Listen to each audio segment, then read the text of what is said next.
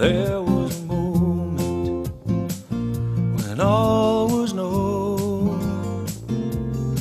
You could feel beauty rising.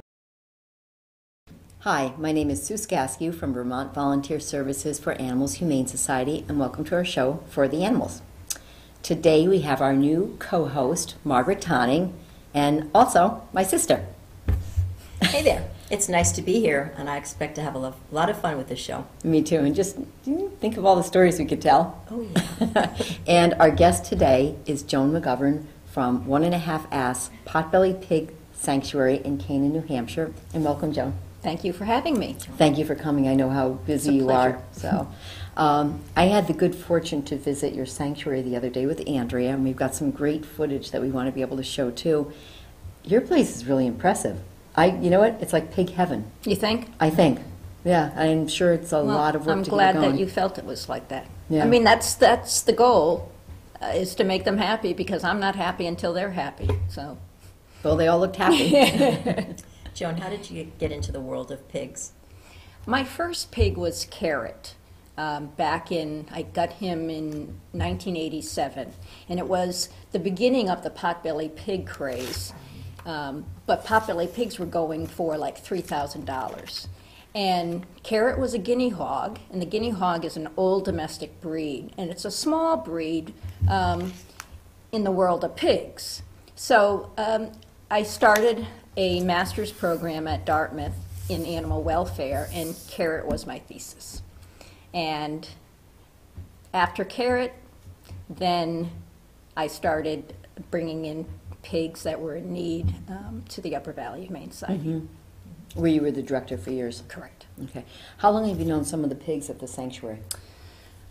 The oldest one at the sanctuary is 17, but I think the one that I've known the longest out of them all is Odie, mm-hmm. and Odie is 15, and I've known him for 13 years. Okay. So I've known most of them for about 10 years.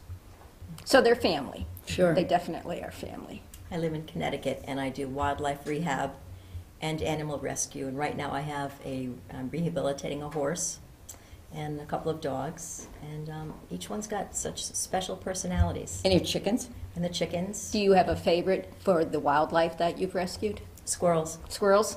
Yes. I've told stories about this Skittles on this show. Oh, yeah. They're great. Yeah. I've done wildlife rehab, and my favorite was the raccoons. Oh my, they were wonderful. Comical. Very. Yeah. Tell me about a pig's personality. Well, they really vary. I have 16 at the sanctuary, and they're all very different from each other, just like you would find in dogs and people. They really take care of themselves in a sense, whereas dogs more want to please their people. Mm-hmm. The pig really is in for themselves, and what that means is attention. They love attention. You know, you touch their side and they drop to the ground for belly rugs. And the bristles, the hair goes right? up. Exactly. Oh, yeah. Scratch the back of the thigh, and we call it the mohawk, just comes up, raising hairs on the back of your neck. So they really vary. Some are social, some have a companion that they choose to live their life with, meaning another pig. Mm-hmm. Some are loners, but they all like to have attention. They really do. Yeah, very intelligent. Very intelligent. I had a pig, Wiggles, that we took. A farmer up the street had Wig. One of the employees had purchased the little pig then mm-hmm. as a companion for the horse. Well, the owner decided she didn't want a pig. And, you know, you should never, ever buy an animal for somebody as a gift. Right. Because it's a lifetime commitment.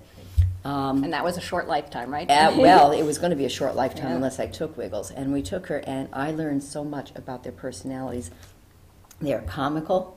They're inquisitive. They are highly intelligent. Mm-hmm. Would you say as intelligent as a 3-year-old child? It's so different. Yeah. It's hard to compare intelligence. I mean, they're very intelligent. They're as intelligent as a dog, for sure. Mm-hmm. but they use it in a different way, and they use it to get what they want. And they They're see the very world. good Yeah. at getting what they want. And yes, that nose can actually even open jars. Yep, they see the world through their nose. Yeah. It's a magical tool, it really is. I could tell you stories about Wiggles. If we have time at the end, I'll share some of the stories. It's just amazing. But you know, when you get to know a pig, you really, really appreciate them. You called a few weeks ago about an article in the newspaper that was about a school that had raised several pigs, and then they sent them to slaughter. And the kids that raised them ate them. Yeah, you know, that article really floored me. And we had several calls from people that were equally upset, most especially by the fact that the students were able to experience the pigs as, you know, sentient creatures, comical, smart, inquisitive, and all that, having the same feelings and emotions as their cats, their dogs at home, and if not more. And then to send them off to slaughter was just, to me, I couldn't wrap my brain around it. In fact, I found the article. It was in the Valley News. It was done at the Kimball Union Academy, and the headline was, "Spot was a good pig." Okay, well, Spot could have been your dog, could have been your cat, and so sending Spot off to slaughter was just something I was trying to figure out what the kids were, their emotions, what was the whole idea behind the study. I think they were equally upsetting to me that the kids were desensitized themselves through this process, that they were eating animals that they knew. I wonder if they were ever considered eating their pet dog, pet cat. As they do in other countries. Right, and I wonder if KUA, where the pigs were raised, do they have a vegetarian section in their cafeteria? I wonder. I mean, I would think that would be very important because there are people who do not have the ability to bond with another animal and then to kill it. So, I mean, it would be really interesting for that dialogue, the people who are the vegetarians and the students who were able to raise and slaughter. Because it is such a deep-held belief, and to understand how they can do it and how they will continue to do it, for some of us it's hard to understand because we don't have that in us. So it's hard to walk in someone else's shoes. But we also grew up in our house eating meat. I mean, up until 20 years ago, my favorite food was steak tartare, you know, give me raw meat. But one of the lines that the student used, this was our revenge on Spot. That I don't understand. I don't understand that. I mean, what could a pig do that you want to get revenge on him? You know, they're affectionate, they're cuddly. Yeah, they're a pig, but I don't get that. And you had mentioned... It seemed to me there were a couple kids that were bothered by the experience, but I think the rest gave in to peer pressure. Yeah, peer pressure is a scary thing. But the teacher raised a good point when he said that if you're going to eat animals, this was a more humane way to raise them, which is true. Yep. But I wonder if the slaughter of the animals was ever considered, because you know what? Slaughter isn't euthanasia. It's a horrible, torturous process. How do you send an animal off to slaughter that you've become familiar with? And that you loved, or you've cared for it. I don't know. And imagine if slaughterhouses did have glass windows for us to see what went on. Yes. I mean, I think most people would not want to see, and that's how we operate. Well, we don't want to see what's Right. going on. I'm sure it's fine. It's not. You know, if they it's did not. see, It's they not. wouldn't eat meat. Yeah, Right. Paul McCartney said that. You know, if all slaughterhouses had glass windows, people would not be able to eat meat. Yep. Yep. Yeah, I just, it was disturbing, and it disturbed other people too. But I don't know. It would be interesting to find out, we were talking earlier, with all the people, all the kids that you touched with Carrot going into the schools, because that's when I first met you. Right. You brought Carrot to Bridgewater Village School when my kids were little, and my children were raised vegetarian. How many you were able to impact, or how, Right. or plant seeds so later Right. in their life. And I'll never know. I mean, that was my idea with Carrot, was to let people be one of these farm animals that we are now factory farming, and to have some type of bond or connection with that animal, a realization that this animal really is no different than my dog or cat. And then from there to be able to make choices as they grow up. And I don't know what the impact was. Yeah. But we went into schools and we purchased for the teachers and the students subscriptions to Kind News, HSUS. We're just Kind starting News. that up again. Yep. Yep. Yeah. So we would buy subscriptions for all the students, and then the teacher had a teacher version. And that's what we did. Yeah. I think education is the only way to go. Yeah. This is why we're so excited about doing this show, because we can bring different topics out. And if anybody has ideas for topics and just wants to let us know, please do that. We can always be reached on our website, which is vvsahs.org. But you pick a letter, it's like, okay, B. Okay, we could do one on bears. In fact, we have... Killam? No, Ben Killam, who does the raising. Killam. I was going to say, edit. No, Ben Killam, who does the raising of baby bears who have lost their mothers to hunting or car accidents or something. So he raises them. I mean, it's a very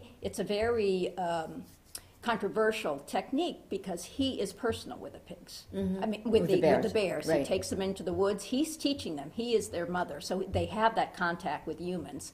But he teaches them that other humans are not okay. Is he a local person? He's a local. Oh, Joan, you know what? Would he consider? Yes, he's wonderful. Beautiful. And I don't know how he does it. I don't know how Ben raises these cubs until they're, maybe yearlings, and then lets them go for hunting, for hunting season. Now, his bears have big radio collars on them, so you would think a hunter, but he has had them shot. But it would be, I wanted to ask him how he does it. Okay. How he does it. Are you in contact with him? No. Okay. No. We'll have to try and make contact with him. That'd be interesting. He's in line. Okay. Well, back to your sanctuary. What are some of the reasons you found that people give up pigs? For the same reasons that they give up the animals that are easier to care for, the dogs and the cats. As I go through the pigs at my facility, child went to college, so they got rid of the pig. It lives alone in the shed day and night. Grandma can't take care of it. Divorce is a biggie. Basically, not knowing what they were getting into. Because a piglet is the cutest thing in the world. Yes, oh my goodness. But they do grow up, and they're not easy to care for. So it's all the reasons that people give up their disposable pets, That's right. You know what that line, whenever we get calls, I need to get rid of a cat. I need to get rid of a dog. The hair on my back stands straight. It's like, excuse me, we get rid of trash. We don't get rid of animals. Right. And Not much thought put into it. Yeah, but we're so conditioned to saying, I need to get rid of this. Yeah. So it's just, trying to change that mindset. Right. I know that whenever a new breed or species of animals comes out, like Walt Disney, 101 Dalmatians, that people have to have the latest craze. Is the pig craze a thing of the past? I think that a lot of people have now realized that they're not great house pets. But in order to come back at that, the pig breeders now are trying to sell the teacup pig. And the teacup pig is, if you starve it, it will stay at 20 pounds. So, but if you don't starve it, it will turn into a regular potbelly pig. Which is how many? Which is 200 pounds. Okay. 200 was the original potbelly size. And then they were bred down for pet size. And you really should see what the mom and dad look like for size. Right. But it doesn't really matter.